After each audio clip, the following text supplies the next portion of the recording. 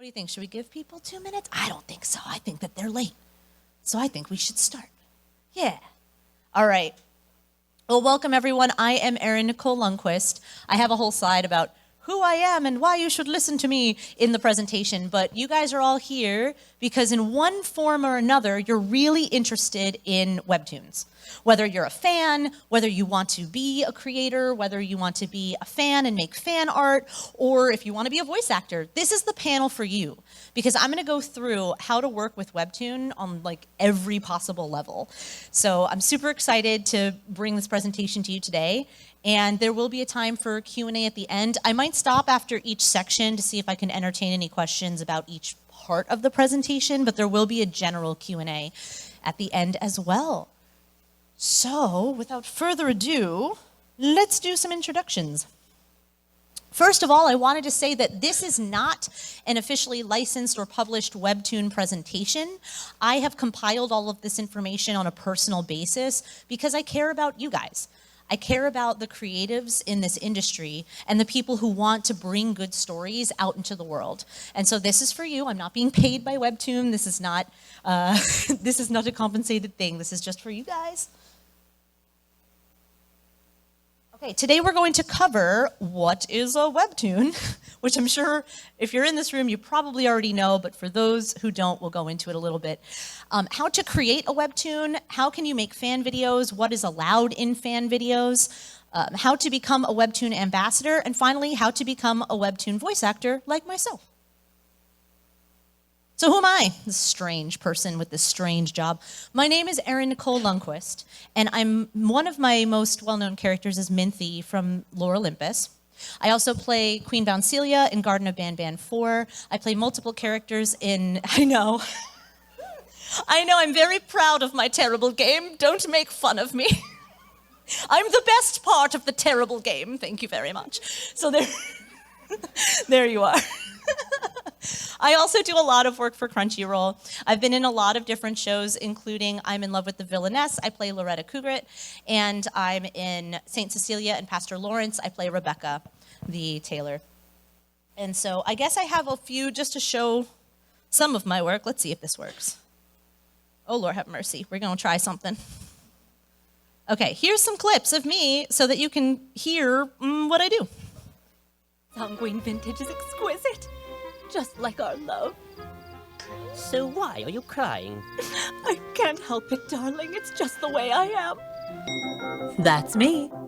What a cute container. So homely, like something my mom would have. Later, Big Blue. Dearie me, no!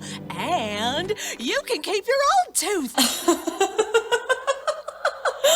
Did a silly little sacrifice just accuse me of being a betrayer to Zenith? Please, you cannot betray something that you were never loyal to. Look at all the colors. Oh, I know a song about flowers. Would you like to sing it with me? Oh, Rosaline, go and give it another stir, exactly as I taught you. Quickly.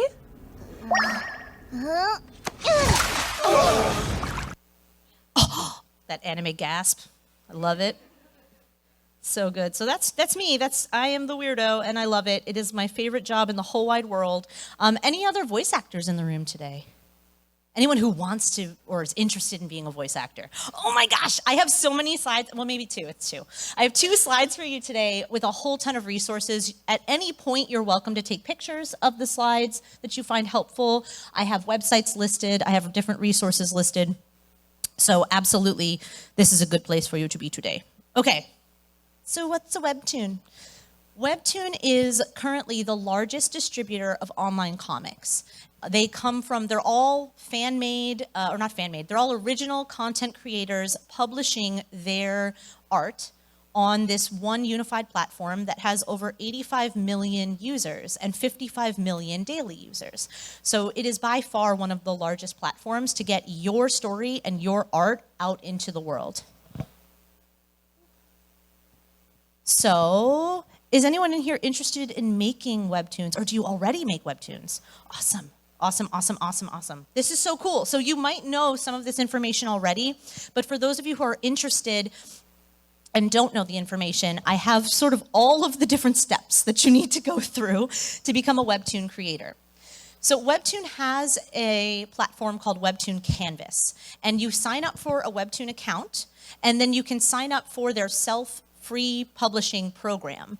You can put your art, whether it's made through any of their programs or through your own programs or what have you, up on their site, and it reaches that huge audience that I had spoken about. Now, WEBTOONS is not an exclusive platform. They don't make you sign a contract up front when you're starting to use Webtoon Canvas that says you'll only use Webtoons. You can absolutely use a different program as well. You can put your stuff up on social media.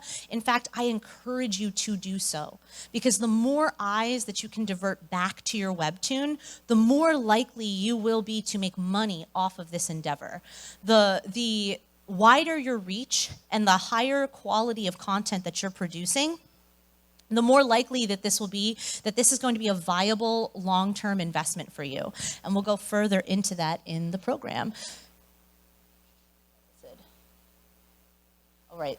The more eyes on it, you get to eventually apply for the Creator Revenue Program, which is what I'm going to talk about next. So you want to get paid. We all want to tell our stories. We all have beautiful stories to tell, I think, within each and every one of us, whether we want to be a Webtoon creator or not. But we also live in this world and need to make a living. So how do you do that?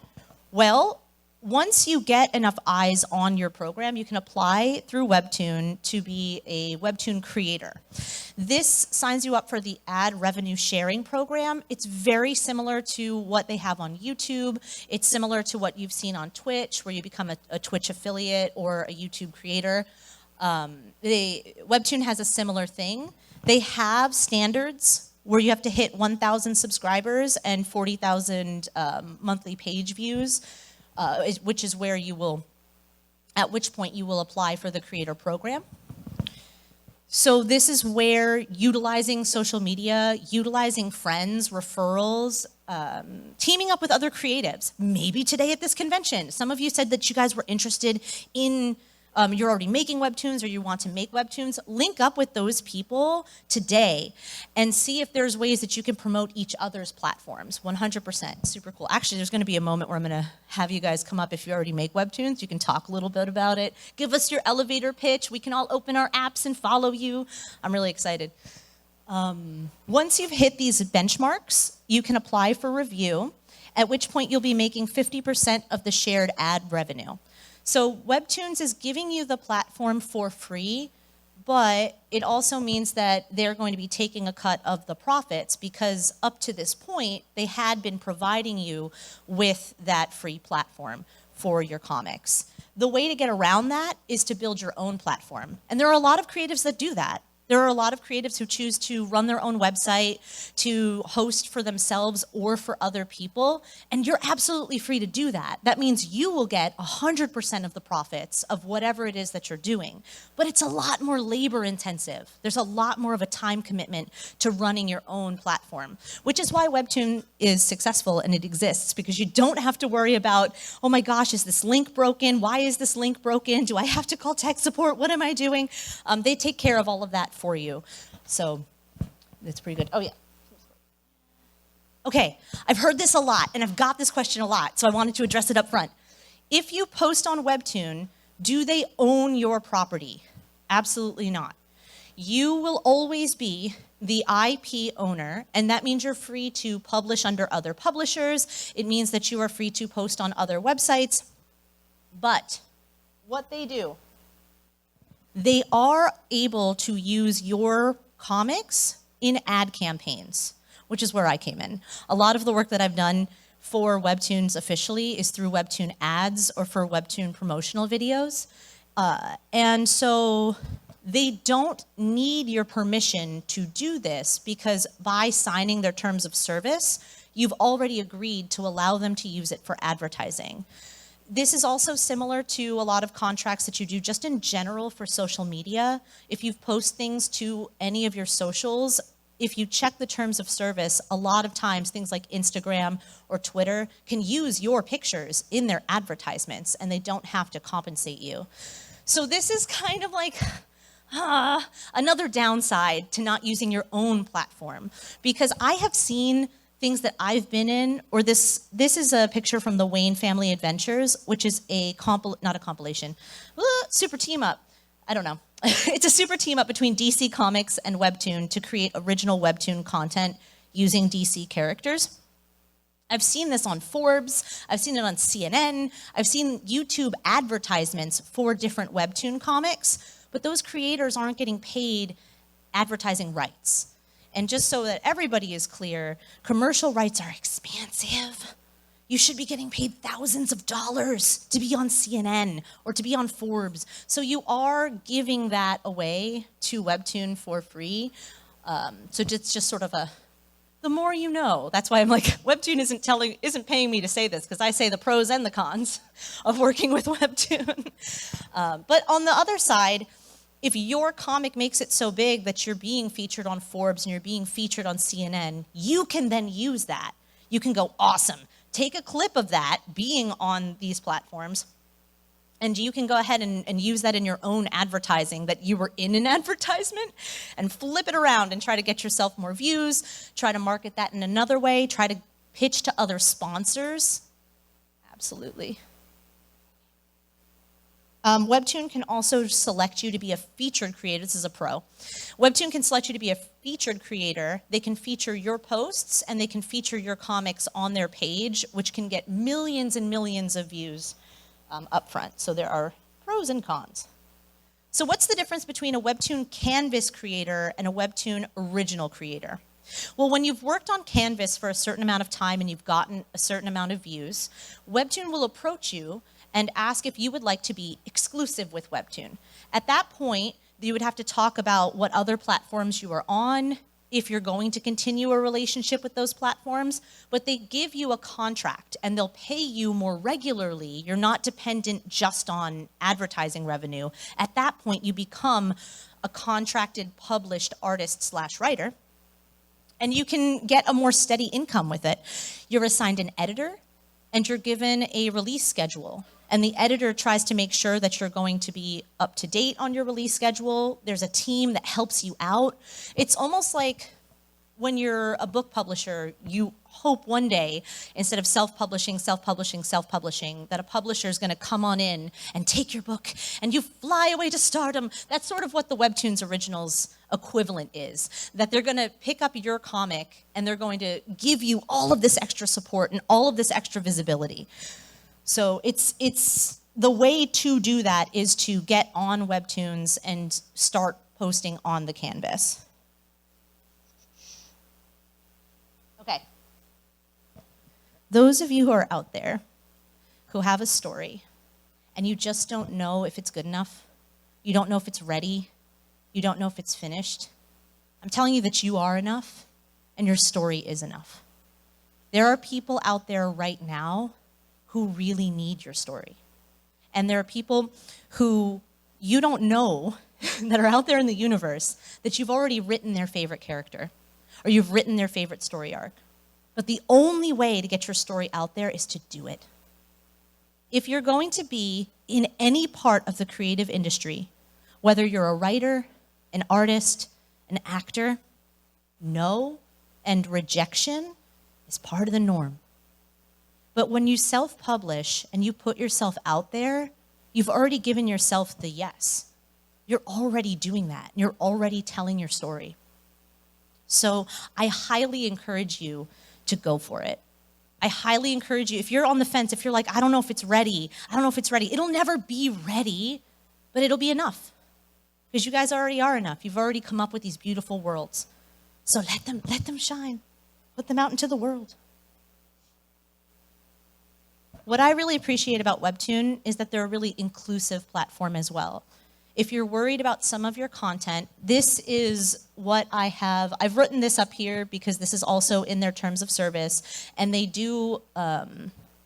flag certain things, and I wanted to show you. So Webtoon is inclusive. If you have a story that involves LGBTQ content, you are very safe on Webtoon. That is protected content on Webtoon.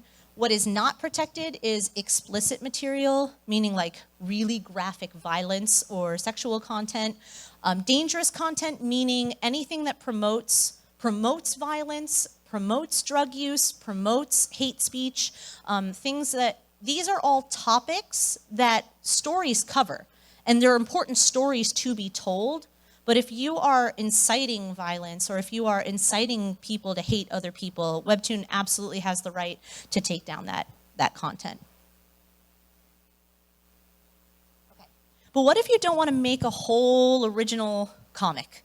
What if you want to make videos about Webtoons? Well, you can totally do that. People do it every single day. In fact, it is encouraged by Webtoon.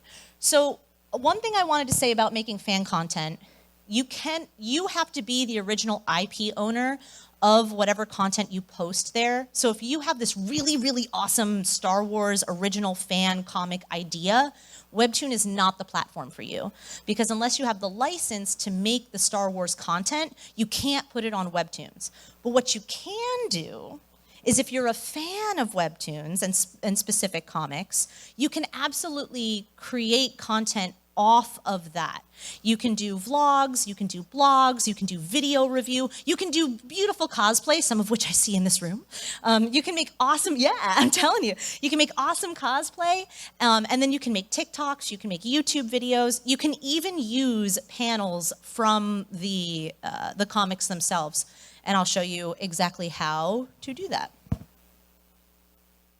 I took this word for word from Webtoon's website because I did not want to get any part of this wrong because these are their fan content rules. So your videos have to be from free access stuff only. There's a paid section of Webtoons and there's a free section. So you're only allowed to make fan content directly using panels from Webtoons if it is free and free to access. You have to credit Webtoons. You always have to link back either to the original comic or link to the Webtoons overall site or have their logo in the videos. And what else is important? Oh yeah, so videos may include up to 20 panels or 50% of the episode, whatever's less. So you can't do a panel for panel recreation of your favorite comic, but you can do half, which is kind of awesome. You can probably take some keyframes and you can do a fan dub or you can do some other production like a parody or what have you, totally allowed. Webtoon views this as good advertising because some of the best advertising nowadays is viral. So they're totally pro you guys taking their stuff and running with it, but they do reserve the right to take it down if something changes with the contract of the original Webtoon creator. So you can be a fan creator, but know that at any point you could be contacted and they could say, not anymore, sorry. But one of the cool things about making fan content is that if you do it consistently enough, you can apply to become a Webtoon ambassador. I swear this is getting to voice acting, I promise. There's like you'll see there's like a hierarchy and we're getting to the voice acting part of it. So if you are a fan creator who consistently creates Webtoon content, you can join the Webtoon Ambassador Program. You have to be over 18, but you can start making your content if you are below the age of 18. You just won't be able to qualify for the Ambassador Program because there's money involved in it. So you have to be of legal age. And then your reach is only 3,000 plus followers. So that's not super unattainable. The benefits of joining the program is that you're paid to create advertisements and paid content for Webtoon. This is who I work with. The people that I work with are all different Webtoon ambassadors who are being compensated and who compensate me to work with Webtoon. I told you it would link in eventually. We got there. And then this stuff is posted and boosted by Webtoons or used in those advertisements that I told you about before. Okay. Ta-da, now we're at the voice acting for Webtoon. You saw the little clip of me playing Minthy earlier. I also voiced Paris in Clinic of Horrors. This latest video just came out about 2 weeks ago. I'm Mr. Yellow's assistant. That was really cool.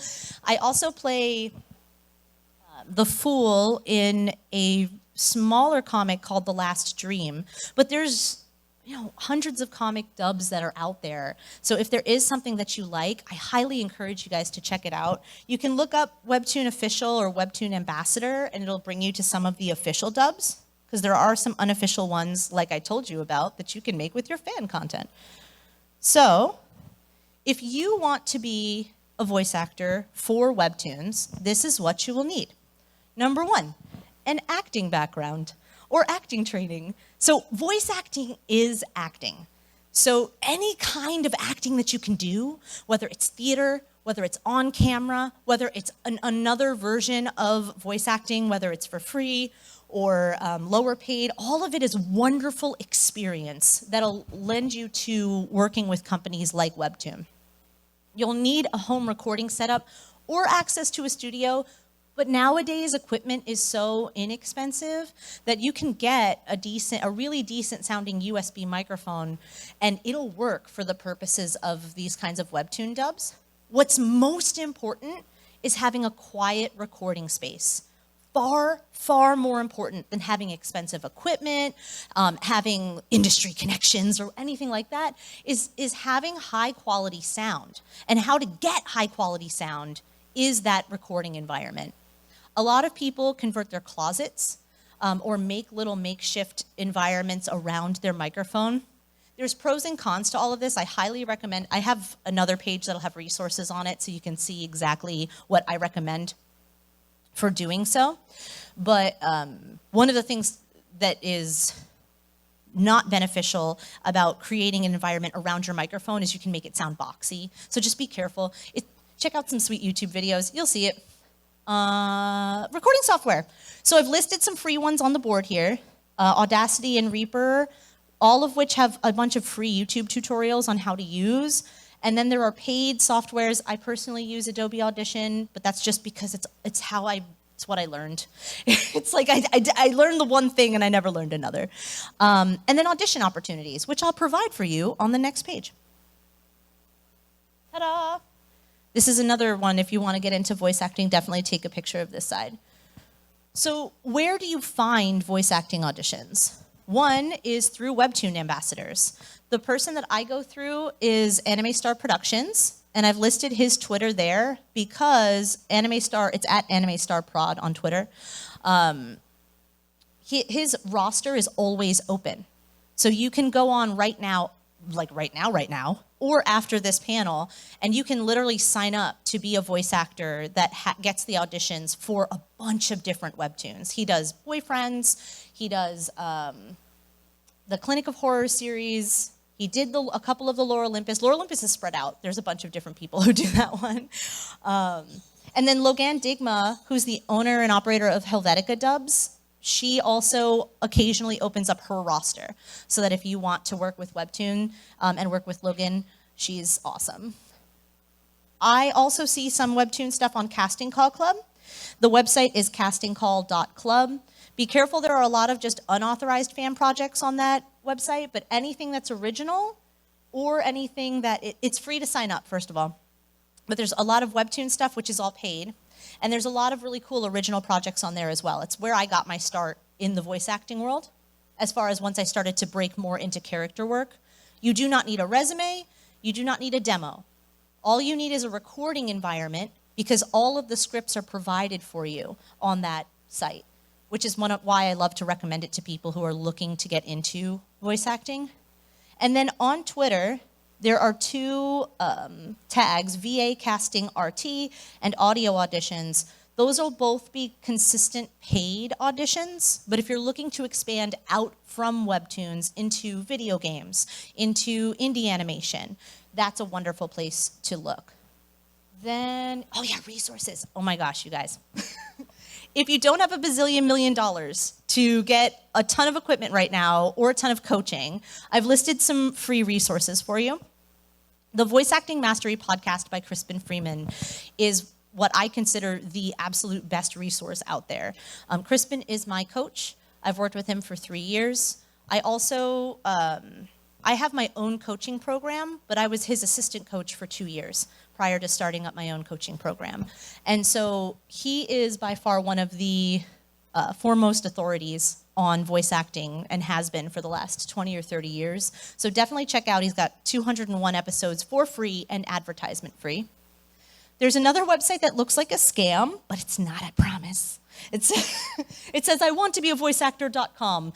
If I was trying to scam voice actors, I would probably create a website that says, I want to be a voiceactor.com. But it is not a scam. It is D. Bradley Baker's website. D. Bradley Baker is in like everything. He's the penultimate animal actor and creature actor that's out there, but he also voices all of the clones in Star Wars: The Clone Wars, and all of the clones in, what's the Bad Batch. He is the Bad Batch, all of them. It's incredible. So he has gone ahead and created everything you could possibly need to know about being a voice actor. And then I do coaching. You can always email me. If you have questions after this or what have you, please send me an email, shoot me something my way. I would be happy to help you out. So today we covered what is a webtoon, how you can create webtoons, what it takes to make fan videos, all this other great stuff. We talked about being a voice actor. But now I'd love to open the room up for some questions. Does anybody have any questions about stuff? Yes.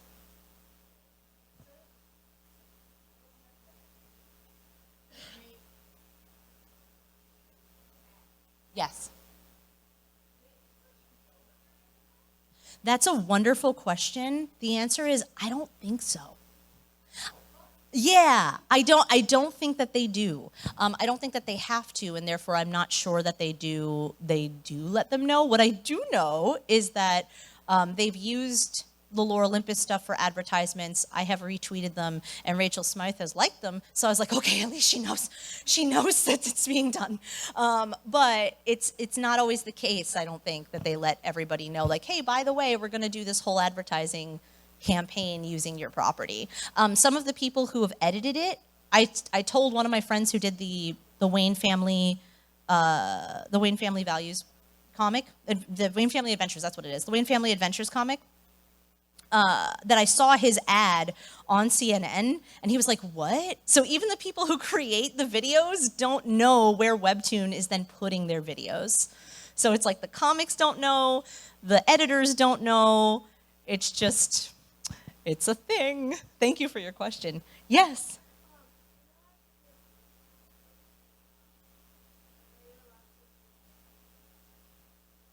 Yeah, that's a great question. So the question was, are you allowed to be a voice actor under the age of 18?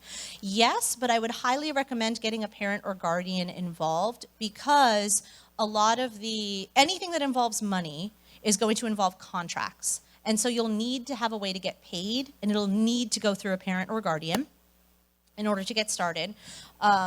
Technically, a lot of the fan stuff that's out there, you don't, since there's no money involved, whether it's fan or whether it's an unpaid original project, you could hypothetically audition and get cast or what have you. But for safety reasons, because a lot of the times the people who are running the projects are over the age of 18, I highly recommend looping in parental guardians into what you're doing for your own safety, because you just don't know and I'm not saying that I hear a lot of crazy things all the time, but it's just to be safe. But yeah, that's a great question. No problem. Yeah, child acting is interesting because it's we're all against child labor, and then we allow child actors to be on set on like a TV show for 13 hours a day. It's an interesting industry that we work in. Any other questions? Oh yeah.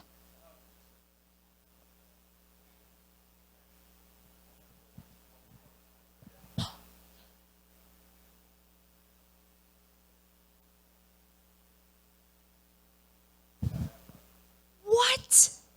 So the Norfolk Public Library has a recording studio and a recording booth that you can use for free as long as you have a library card. I'm gonna now have to go check on my own public library. That's amazing. Yeah, no, please do. And also audiobooks, man. If you have a public library card, you can get audiobooks for free. Like, it's nuts. Use your public library. Thank you so much. Oh, what'd you say? Yeah. Kayaks and canoes? I need to move to Virginia. Like this, I'm in Dallas right now, and I'm recording out of Dallas and flying out to LA every week or so, like a crazy person. But this place has it going on. I tell you what. I'm glad that they support the creative arts so much. It's really awesome. I have questions for you guys. If no one else has questions for me, does anybody else? Is anyone in here actively a webtoon creator? No. Darn it. I was going to be like, tell us about what you do. Tell us about your thing. We want to follow you and support. That's all right. It's okay. Yeah, does anybody have questions about any of the other work that I did that doesn't have to do with webtoons? It's okay if you don't. It's fine. It's okay. I'll be here either way. Yes.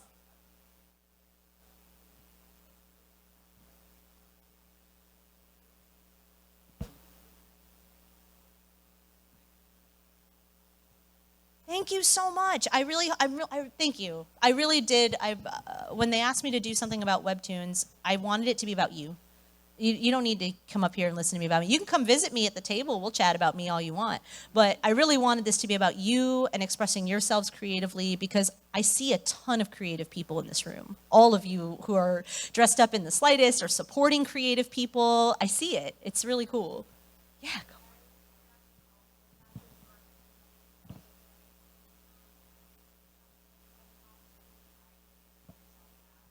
Yes. Excellent question. The question was, how do you get over the anxiety of hearing yourself back? Okay, so you know how your voice does not sound the same on a recording as you think that it does in your head. That's true for everyone. Eventually you get over that shock when you find out that the way that other people hear you is not how you've heard yourself your entire life, and you hate it, and you wish you could change it. Well, one, you can start adjusting your voice if you wanted to make the recording sound more like you. But I'll say this honestly. I think I've been 8 years, I've been in the professional field, and I think for the first 5 years, I couldn't listen to the work I was in. It stressed me out too much to hear my performance and to hear, like, this is real talk. What eventually got me over it was, you know what? I'm an artist, and I'm here to improve my art. So by listening back to myself, and I'm like, oh, man, okay, so next time I would probably do this a little bit differently, or I would do that a little bit differently, and looking at everything as a learning experience, because that's what life is. You know, like there's no manual for voice acting, just like there's no manual for life. And so you just do things scared. You just do it scared. Oh my gosh, guys, applying for agents, I literally just went, ah, and I hit the send button because it's so scary. But just do it. Just do it scared. Again, you'll never get those opportunities.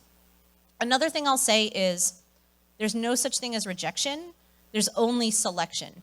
Because if you look at Hollywood, well, you're not Hollywood right now because there's a whole strike going on. But if you took Chris Evans and Chris Hemsworth and, I don't know, all the Chris's that are in Hollywood, Chris Pratt and Chris Pine, all of them, if they were all going up for the same role, only one of them can get it.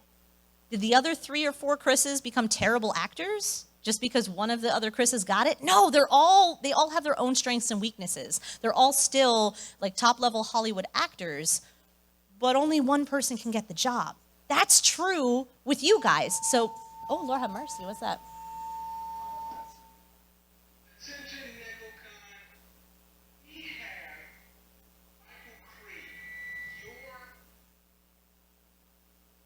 party is at the registration in front of all state. Attention, Michael Creed. Oh. Registration in front of all state. Oh, I hope it's not a baby if someone lost their baby. Oh. Right? Otherwise, I feel bad for Michael Creed just got embarrassed in front of the whole convention. It's like, I don't know. Who paid that man? So, rejection and selection. You could literally be the best actor. You could throw in an audition, and you could be the best actor in the lineup 100%, and you could sound exactly like the director's ex-girlfriend or their mom, and you'll never get the part because they'll hear it and they go, oh, God, that's my mom next. So you could literally be the not get the role. So why not try anyway? Why not throw it out? There's no guarantees.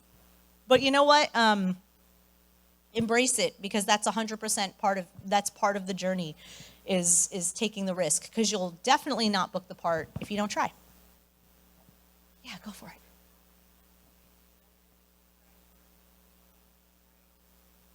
Great question. Awesome. So I recommend going solo at first and building a big resume up.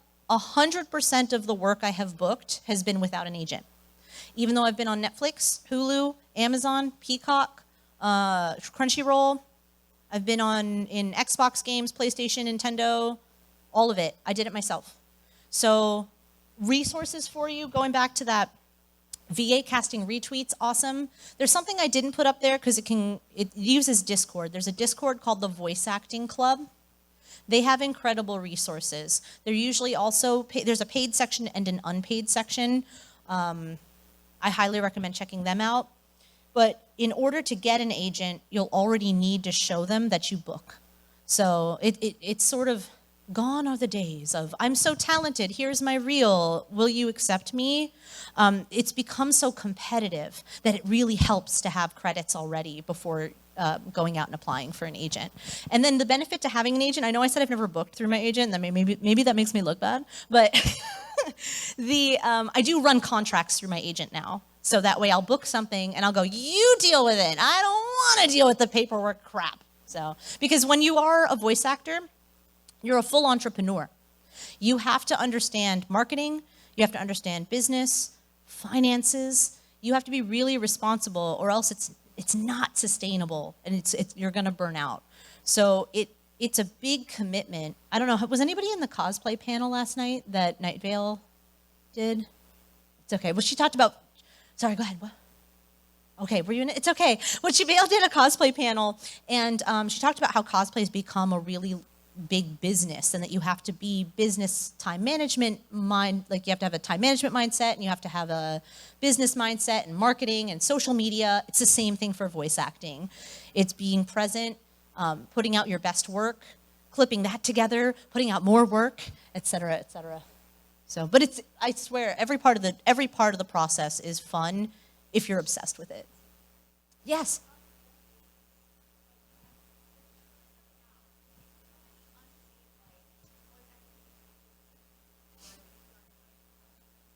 Great question. The question was, how many unpaid jobs should you do before applying for paid positions? So this is what I said was sort of a controversial thing up front anyway, because there are some professionals who say that you should never do unpaid work.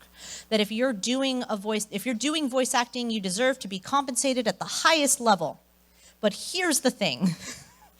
I came from the indie film world. I was discovered, quote unquote, on set while I was a costume designer, actually. So I was doing costume design for a science fiction pilot that was being filmed out of San Antonio, Texas.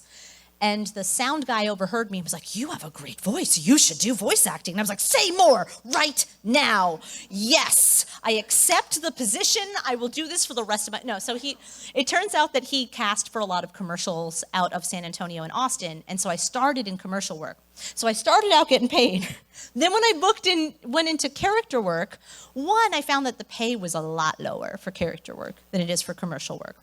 But also, because I came from indie film, when you're starting out to be a videographer, an editor, a colorist, a cinematographer, you usually do a lot of free stuff. You build up your portfolio. So I had this mindset like, oh, well, voice acting must be the same thing. And it worked. And it works for a lot of people, which is why I like to advertise that. So your question was, how much of the free stuff do you do? I did enough free stuff till I got to where I was comfortable enough to clip together work where I'm like, I booked these roles. I think this shows off my range as an actor or what I can bring to the table. And then I started sending that off to paid projects. So I didn't pay $1,000 for a reel. I clipped together work of what I did, and I sent those off to like $20 projects, $50 projects. And then I started booking those. And then I took those clips, and I was like, here is some paid original work that I did, and it's all in a new reel. And then I sent that off, and actually, I do these web comics from a company called Lab 316. and they're an official manga company out of Japan, and they do localization into English. So I was one of the original voice actors for Sakai no Fushigi. I'm Yurika in Shishihara-kun, and there's like a whole bunch of manga that I've dubbed online. And that's what booked me my Netflix gig, which was a SAG-AFTRA shindig. It was a whole deal. And so it got me my SAG eligibility by this little like $20 a comic thing, which I got that from the free reel. So it's just sort of building that portfolio up. Again, it comes with your question about, do you get an agent or do your own work? Definitely, I recommend doing your own work and starting as soon as possible. Yes?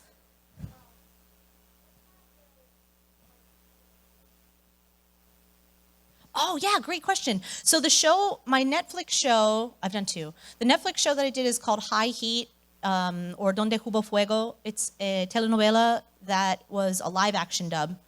And then there was a documentary on Netflix called, oh my gosh, you ready for this, guys? Ice Cold, Murder, Coffee, and Jessica Wong So. And I'm the English voice of Jessica Wong So, the alleged murderer. So that's the, yeah, so I did a bunch of live action stuff. I have more things that are coming out soon on Netflix. The anime that I've been in, I play Loretta Kugrit in I'm in Love with the Villainess, which is out now on Crunchyroll. I was like, loading, processing. I play Rebecca in Saint Cecilia and Pastor Lawrence. I played Misaki's mother in Dead Mount Death Play. What else? I do a ton of Walla. And if you don't know about Walla or the additional voices that fill out anime, we're going to have a panel tomorrow at, oh, look, I have it on my badge. 11 a.m. And there's going to be a bunch of voice actors in that panel talking about what it's like to craft the sound environment. So I've been in a ton of really big anime like My Home Hero, Horimiya. There's a bunch of stuff, but it's been like the little like background people. So I named and Shimira in AFK Arena. That was another one of my big anime roles. Thank you for asking. Yeah. Any other questions? This has been great. You guys are awesome. Yes. Oh my gosh, thank you for asking. So the question was, what role was my favorite and what am I the most proud of? Man. So I honestly think Minthy is my favorite because, okay, can I be honest with you guys? Yes. I wanted to be Persephone. I wanted it because she speaks to me. Like Erin Nicole Lundquist and her story parallels a lot of Persephone's story, which is kind of sad, but you know. I feel like a lot of people in this room can identify with that character. But listen to me, guys. Am I gonna play Persephone? So I did get a call back. I did. I got a call back for Persephone, but I immediately booked Minthy, and I'm like, they're not gonna cast me as both of these characters. They're gonna spread the love.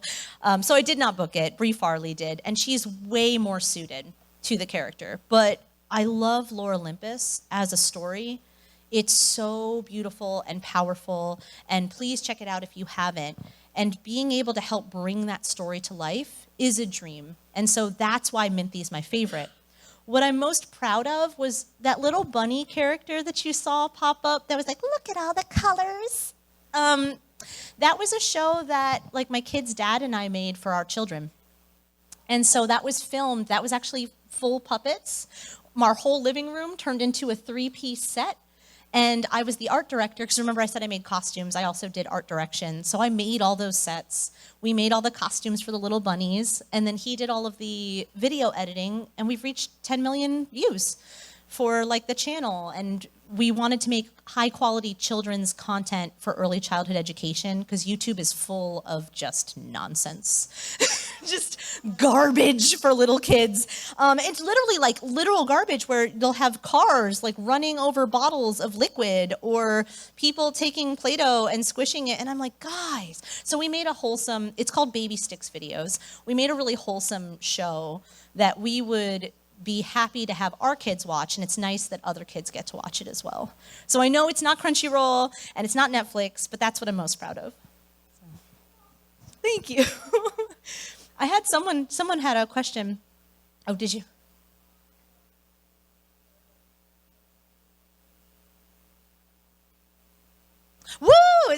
It says Laura Olympus is possibly scheduled to return next weekend. I know Rachel went on a hiatus. There was a bunch of... I know. At least she announced it. She announced that she was like, hey guys, I'm going to be taking a break. One was that she started to feel creative burnout, and it's really important to take care of yourself if you're starting to feel that way. Nice. Woohoo, November 11th, the return. That's next weekend. So the next weekend is the return of Laura Olympus. So check it out. It's super cool. Any other fabulous questions? Yeah, go for it. I can't say that. No, let me think. Let me think for a second. I should have been prepared for this. There's a couple of projects that I put a lot of time and effort into that never saw the light of day. And that hurts a lot when you feel really connected to a character, when you give so much to the character, and then it never gets put out. So I feel like there are 2 or 3 characters that I thought could really make an impact on the world that I don't think will ever release, and that's sad. So I'll say that. I'll say that to, and okay, if you're a creative, first of all, if you're a creative in this room and you started a project and it didn't finish because of like life issues, it happens. It's okay. You're allowed to cancel projects. You're allowed to take time for yourself, but also the people who were involved are allowed their feelings of like disappointment or sadness. So everyone's allowed to feel bad about it. I don't want to be like, you're terrible creators who cancel projects. Like, no, things happen. Life happens 100%. Again, just like Rachel needed to take her break. If you needed to take a break, maybe you didn't intend it. Yeah, if you needed to take a break and you didn't intend it to be so long, that's okay. You know, it's your life. Take care of yourself first. Thanks, that's a great question. I know, it's like my non-answer. Did you hear that? I didn't name anything. But it's not a non-answer, it's true. Yes.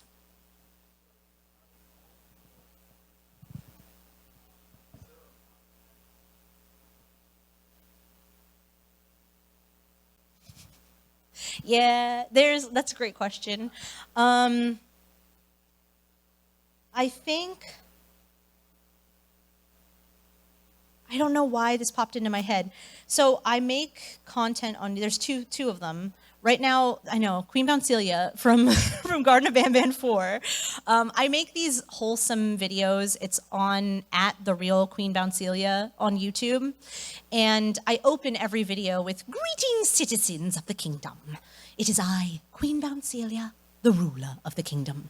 And because of that, the line, the line in Garden of Banban, which is, I am Queen Bouncelia, the ruler of the kingdom. That sticks out to me the most because I say it like every week on my channel. But it also, the fan response to this purple kangaroo has been overwhelming.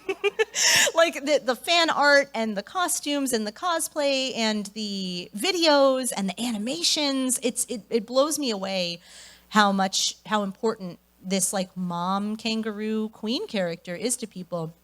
And so that's really been special. It's been a special part of the journey. So, I know the game is an interesting game. My 5-year-old loves it. So, yes. It's a journey. It's a trip. Yes.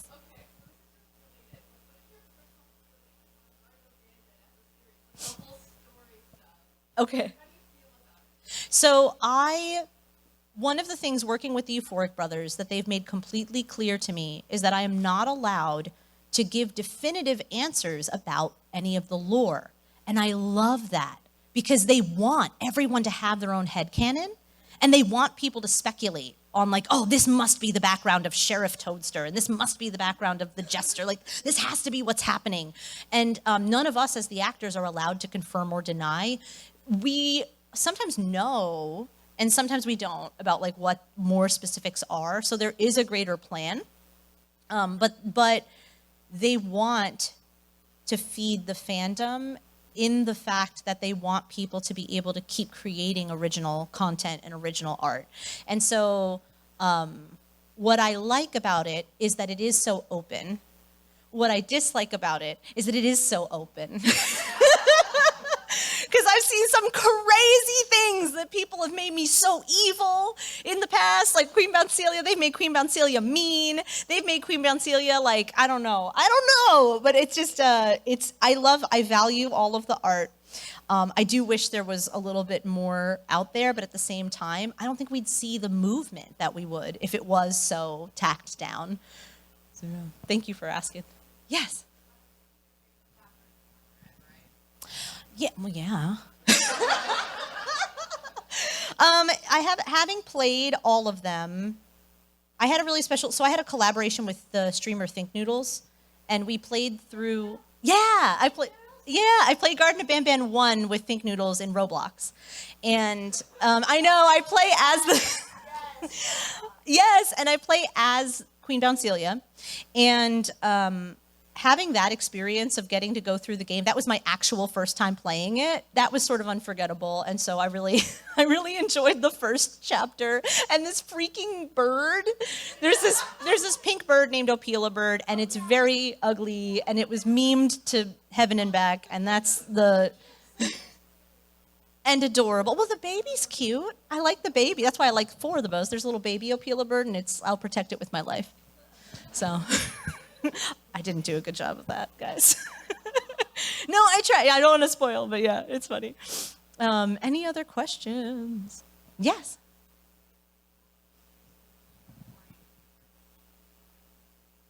That's a great question.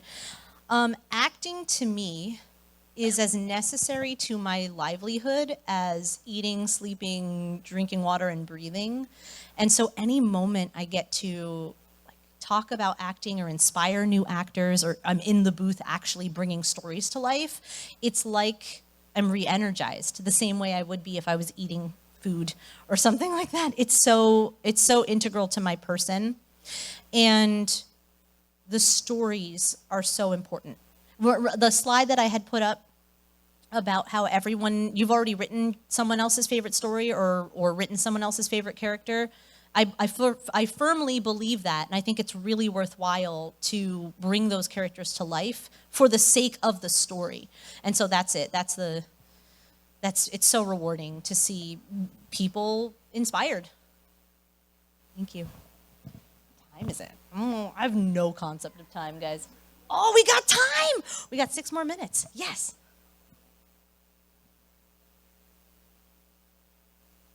Good question. Thank you. So they asked where the table was. And it is in the Artist Alley. When you walk into Artist Alley, you look to the right. I have these 2 giant banners, and I'm the one with the big purple kangaroo on it. Minthy's on the other one, too. But that's it. You'll see Minthy, and you'll see the big purple kangaroo on the other one. There's a big picture of my face in the most narcissistic fashion ever. It was so hard, you guys, to print these banners, because I was like, oh, this is weird. I don't know if I want to sit next to like a 3-foot picture of my face, but here we go. That's the actor's life, I guess. It's strange. So thank you. Artist Alley to the right. And I'm actually going to be, right after this, I think I'm going to head over and sit at the table. There's like from 5 to 7. Oh, look, I have a thing. They gave me this because I can't remember anything. Yes, 5 to 7. Anybody else have ADHD? Because I do.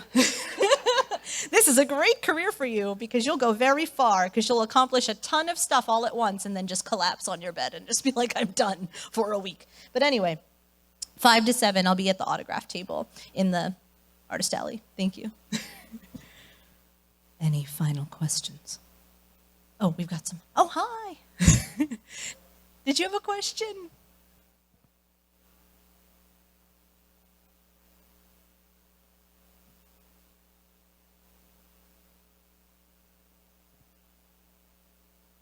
Yes, that was a great question. The question was, does voice acting get easier the more you do it? Are you able to create more voices or sound different than your natural voice the more that you do it? Well, I'm here to tell you, technically you don't have to sound different than your natural voice. My teacher, the coach who coached me for the last 3 years has been Crispin Freeman. He plays Itachi in Naruto. He plays Alucard in Hellsing. He's Winston in Overwatch. He's Guillaume in Demon Slayer. He plays, and if you listen, other than Winston, it's every Crispin Freeman character sounds like Crispin Freeman. Right. Yeah, so you can pick them out of a crowd. So you don't have to be what's called a vocal chameleon, where you have a huge range where you can go really, really high and be really cute and be really, really low and sound like this. Like, you don't have to do that. But I will say that over time, a lot of actors choose to expand their vocal range, but also the psychologies of the characters involved. That's more important than expanding your vocal range. How I work, and how, is, again, because Crispin was my teacher, how Crispin works, is that we study intensely somebody, you know, well, I have a background in the military, this isn't a stretch, but like the soldier who came home and feels changed, right? Or the mom whose child is going off to school for the first time, and the understanding the backgrounds of these characters and how that would affect you and what you could give to that story is going to naturally change your voice tone and your placement just by playing a bunch of different characters. So the more you practice and the longer you do this, just the more likely you will be to be exposed to these different character archetypes, and it will be easier to embody them, but it's constant practice. I'll end with this. Yo-Yo Ma, who is a very, very famous cellist, yes, he said something once that really moved me, which was, you know, someone asked him in an interview, how did you get so good? How did you get to be the best in the world? And he said, I practiced. Like, okay, but really, what did you do to get to be the best in the world? And he said, well, I'll put it this way. If I don't practice for one day, I notice. If I don't practice for 2 days, the critics notice. If I don't practice for 3 days, the audience notices. So even if you are acting or practicing your art for 5 minutes, 10 minutes, 30 minutes, it keeps up your skills and it furthers you, it pushes you further. And I did it for years. I still do. I still do every single day for at least 15 minutes, usually between 1 and 4 hours. I'm acting. Sure. So yeah, it does get, some things get easier, but there's always more to learn. Yeah, I hope you all go out and you live all your dreams and you become Webtoon creators. And then if you have questions, you can shoot me an email there. That QR code is for all my socials. So you can also, you know, hit me up on the socials. I'll be happy to answer any more questions. One more, go ahead. Yeah. Oh man, my favorite color, I love peacock colors. So I love cerulean blue, I love deep greens, I love turquoise, things like that. And I'm starting to like purple more. It's purple showing up more. And I'm a big old kangaroo, it's purple. So I was like, I had to like it, I had to learn to like purple. No, it's good, I've always did. But thank you, great question. All right, thank you guys, I hope you enjoy NekoCon. Please come up, you can visit me at the table, I'd love to talk to you more. Have a great day.